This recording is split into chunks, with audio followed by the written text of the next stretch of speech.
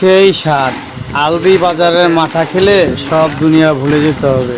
এটা আমার কথা না, হাবিব গাজীর কথা। গাজী কেমন স্বাদ? অনেক স্বাদ, অনেক স্বাদ। এবারের মাথা খেলে সব দুনিয়া ভুলে যেতে হবে। গাজী এত সকালে মারালে কই যাবেন গা? বেতকা প্রস্তুতি হচ্ছে, কিছুক্ষণের ভিতরেই মানুষ এখানে ভিড় হয়ে জমবে। দেখতেই পাচ্ছেন কিভাবে মাথাটাকে প্রস্তুতি করা হয়। এটা সরাসরি মানুষের সামনে। ওই যে পাশে বসে আছে কমল ঘোষ।